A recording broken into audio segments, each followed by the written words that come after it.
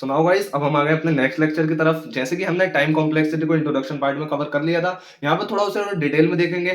Time complexity basically क्या होता है? टाइम कॉम्प्लेक्सिटी बताता है कि कैसे जब हम नंबर ऑफ इनपुट को इंक्रीज करते हैं तो किस तरीके से हमारे जो ऑपरेशन है वो इंक्रीज होते हैं। टाइम कॉम्प्लेक्सिटी का मतलब ये नहीं होता कि नंबर ऑफ सेकंड, कितने सेकंड में या कितने मिली सेकंड में हमारा प्रोग्राम एग्जीक्यूट हो रहा है, ये बिल्कुल नहीं है। टाइम कॉम्प्लेक्सिटी का मतलब है जैसे जैसे हम इनपुट को, नंबर ऑफ इनपुट को, यानी जो एन वैल्यू होती है, नंबर ऑफ इनपुट को जैसे जैसे हम इंक्रीज करते हैं तो किस तरीके से हमारे जो ऑपरेशन है, नंबर ऑफ ऑपरेशन है वो इंक्रीज होते चले जाते हैं। जैसे कि हमने बबल सॉर्ट के थ्रू वहां बहुत अच्छे से समझा था। ठीक है, जिन बच्चों ने नहीं देखा वो इंट्रोडक्शन पार्ट को देखा जाएगा। ठीक है, वहां आपका बिल्कुल डाउट क्लियर हो जाएगा कि टाइम कॉम्प्लेक्सिटी होता क्या है। ठीक है, अब हम चलते हैं अपने नेक्स्ट टॉपिक की तरफ, जहां हम स्पेस कॉम्प्लेक्सिटी को भी समझेंगे, टाइम कॉम्प्लेक्सिटी के थोड़ा डिटेल में समझेंगे और एवरेज, बेस्ट और वर्स्ट केस को भी समझेंगे। ठीक है, तो सो बेसिकली टाइम कॉम्प्लेक्सिटी क्या होता है, जैसे कि हम अपने इंट्रोडक्शन पार्ट में बहुत अच्छे से देख भी चुके हैं।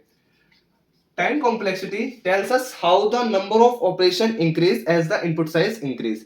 जैसे जैसे इनपुट साइज इंक्रीज होता है तो किस तरीके से हमारे जो नंबर ऑफ ऑपरेशन है वो इंक्रीज होते हैं, ये हमारा टाइम कॉम्प्लेक्सिटी बताता है। जैसे कि अगर हम एक एग्जांपल लें कि अगर नंबर ऑफ ऑपरेशन n है, ठीक है, तो जो उसकी ग्रोथ रेट जो इंक्रीज होगा वो किस तरीके से होगा?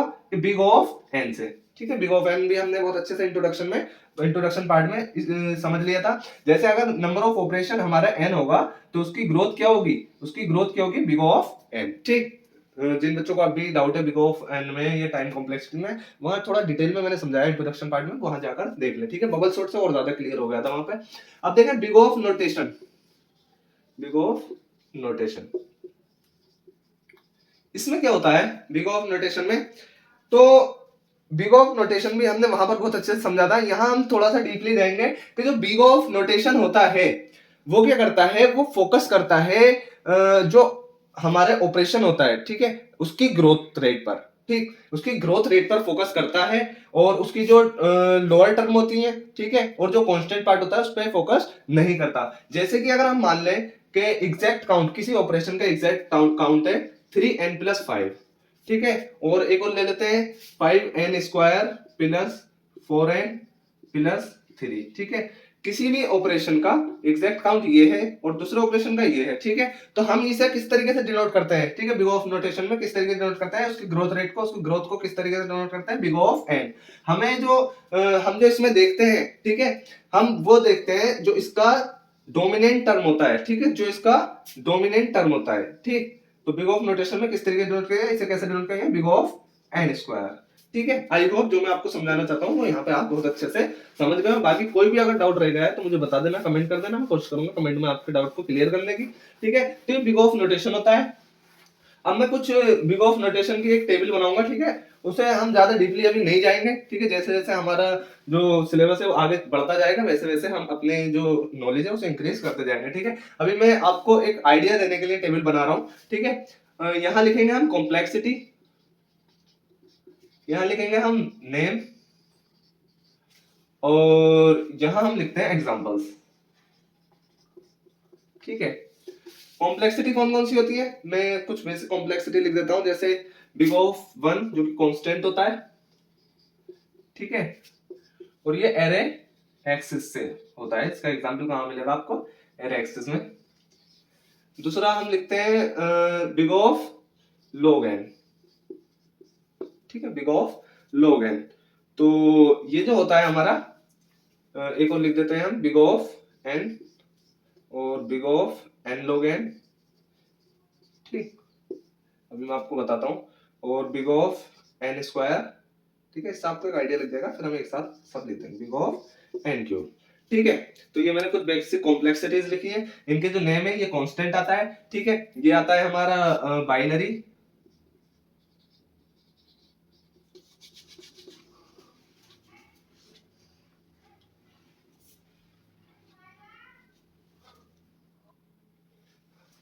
ये आता है हमारा लोगरिथमिक, लोगरिथमिक, और ये आता है हमारा लीनियर, इसका नाम क्या आता है? लीनियर, और ये लीनियरथमेटिक, लीनियरथमेटिक। ठीक है, और ये आता है हमारा क्वाड्रेटिक, ये आता है क्यूबिक, ठीक है। और एग्जाम्पल कहाँ कहाँ मिलेंगे आपको, ये मिलेगा बाइनरी सर्च में, इसका एग्जाम्पल, ठीक है। ये मिलेगा लीनियर सर्च में, और ये जो हमारा big of n log n है, ये मर्ज शॉर्ट, ये बेसिक बबल शॉर्ट में,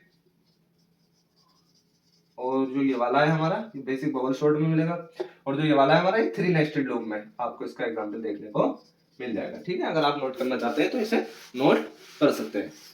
तो ये कुछ हमारी कॉम्प्लेक्सिटी और उनके नेम और उनके एग्जांपल्स है, ठीक है। बाकी हम ज्यादा भी डिटेल में नहीं जाएंगे, जैसे जैसे हमारा जो बेसिक है हमारा क्लियर होता चला जाएगा, और हम जैसे जैसे एडवांस लेवल की तरफ जाएंगे तो ये सारे डाउट हमारे खुद ही ऑटोमेटिकली क्लियर हो जाएंगे, ठीक है। तो ये रहा हमारा टाइम कॉम्प्लेक्सिटी का कुछ हमारा रिवीजन था, और कुछ हमने आगे इसे पढ़ा था, ठीक है। अब हम देखते हैं बेस्ट केस, एवरेज केस और हमारा वर्स्ट केस क्या होता है, ठीक है। तो बेस्ट केस क्या होता है, अगर मान लीजिए हम लीनियर सर्च का एग्जांपल लेते हैं, यूज लीनियर सर्च, हम लीनियर सर्च का एग्जांपल लेते हैं। अगर हमारे पास एक एरे है 10, 20, 30, 40, 50, ठीक है। तो अगर हमें 10 इसमें फाइंड करना है, ठीक है, अगर हमें एक एलिमेंट फाइंड करना है, मान लीजिए n, और n इज इक्वल टू अगर हमने 10 मान लिया, तो हमें वो कहां मिल गया, वो पहली पोजीशन पर ही मिल गया, ठीक है। हमें कहां मिल गया, पहली पोजीशन पर ही मिल गया सर्च करने पर, ठीक है। तो ये हमारा बेस्ट केस हो गया, जिसे हम कहेंगे बिग ऑफ 1 से डिनोट करेंगे, ठीक है, क्योंकि पहली पोजीशन पे मिल गया, कांस्टेंट है, ठीक। तो ये हमारा हो गया बेस्ट केस, ठीक है। और बेस्ट केस को कैसे डिनोट करेंगे, बिग ऑफ 1, ठीक है। अब मान लीजिए हमने जो सर्च किया वो n इज इक्वल टू, हमने जो सर्च करने के लिए कहा वो 30 कहा, ठीक है। 30 कहां कहां मिलेगा जाके, एट मिडिल पर मिलेगा जाके, ठीक है। तो ये हमारा क्या हो गया, ये हमारा एवरेज केस हो गया। ये आप खुद भी आइडिया लगा सकते हो, यहाँ लिया पहली बार में, शुरुआत में मिल गया तो बेस्ट हो गया, ठीक है। ये यहाँ मिला तो क्या हो गया, हमारा एवरेज केस हो गया। तो हम इसे कैसे डिनोट करेंगे, बिग ऑफ n से डिनोट करेंगे, ठीक है, बिग ऑफ n से। तो ये क्या हो गया हमारा, ये एवरेज केस हो गया, ठीक है। अब मान लीजिए n इक्वल्स टू हमसे 50 करवाया लास्ट वाला, या कोई ऐसा एलिमेंट जो हमारी एरे में है ही नहीं, मान लीजिए 60 हो या फिर, ठीक है, तो एरे में हमारी है ही नहीं, तो ये क्या होता है, ये हमारा वर्स्ट केस होता है, ये हमारा क्या होता है, वर्स्ट केस होता है, और इसे भी हम बिग ऑफ n से डिनोट करते हैं। तो ये हमारा वर्स्ट केस हो गया। तो बेसिकली इससे क्या कंक्लूजन निकलता है हमारा, कि जो हमारा बेस्ट केस है, बेस्ट केस का मतलब क्या होता है, बेस्ट केस का मतलब होता है मिनिमम वर्क, मिनिमम वर्क, ठीक है। एवरेज केस का क्या मतलब होता है, एवरेज केस का मतलब होता है एक्सपेक्टेड वर्क, ठीक है, या टिपिकल वर्क कह सकते हो आप, एक्सपेक्टेड और टिपिकल वर्क। और अगर हमारा वर्स्ट केस होता है, तो वर्स्ट केस का मतलब होता है मैक्सिमम वर्क, क्या होता है, मैक्सिमम वर्क, ठीक है। तो ये आई होप इसका जो ये ज्यादा टफ नहीं था, बेस्ट केस, एवरेज केस और वर्स्ट केस, ये आपने अच्छे से समझ लिया होगा, इसका मैंने बेसिक आपको बता दिया है, ठीक है। अब हम चलते हैं, ये हमारा टाइम कॉम्प्लेक्सिटी का डाउट बिल्कुल क्लियर हो चुका है। अब देखें स्पेस कॉम्प्लेक्सिटी, देखें एल्गोरिदम को ना सिर्फ प्रोसेसिंग टाइम नहीं चाहिए, ठीक है, जो एल्गोरिदम होता है उसे मेमोरी भी चाहिए होती है, ठीक है। तो हम स्पेस कॉम्प्लेक्सिटी को देखेंगे, जैसे कि हम अगर एक एग्जांपल लें, अगर हमने एक एरे क्रिएट किया कॉपी नाम से,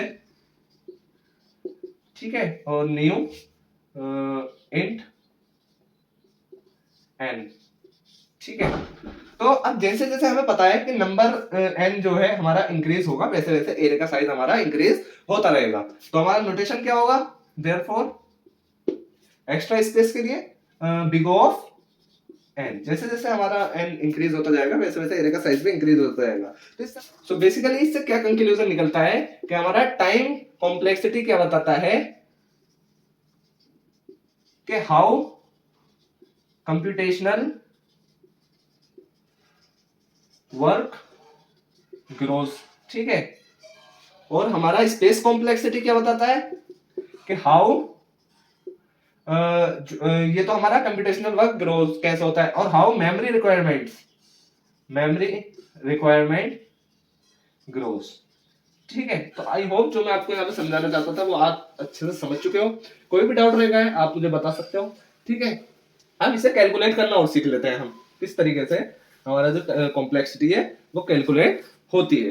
तो अब देखिए इसे कैलकुलेट कैसे करेंगे। जैसे अगर हम एक एरे लेते हैं, int x equal to array of, अगर हमने 0 लिया तो हमें दिख रहा है कि अंदर कांस्टेंट है, तो इसे कैसे डिनोट करेंगे, बिग ऑफ 1, ठीक है, कांस्टेंट है बिग ऑफ 1, ठीक। और अगर एक अगर हम एक लूप लेते हैं, एक लूप चलाते हैं, इंट i इक्वल्स टू 0 और i लेस देन n और i प्लस प्लस, और अगर हम s system dot out dot println अगर हम करें, ठीक है, और i को प्रिंट करवाएं, तो हमारा क्या होगा, ये हमें दिख रहा है कि एक ही बार लूप चल रहा है, तो हम इसे क्या करेंगे, बिग ऑफ n से डिनोट करेंगे, ठीक है। और अगर मान लीजिए दो लूप हो, ये एक था, ठीक है, एक लूप और इसके नीचे हो, ये लूप तो यहाँ से चला, ठीक है, यहाँ बंद हो गया, फिर एक लूप यहाँ से चला, यहाँ बंद हो गया, तब भी हमारा क्या रहेगा कि एक n इसका रहेगा, ठीक है, एक n नीचे वाले लूप का रहेगा, प्लस कितना हो गया, 2n हो गया। तो हम डिनोट कैसे करेंगे इसे, बिग ऑफ n से ही डिनोट करेंगे, क्यों, क्योंकि ये हमारी कांस्टेंट टर्म ड्रॉप हो जाएगी, ठीक है।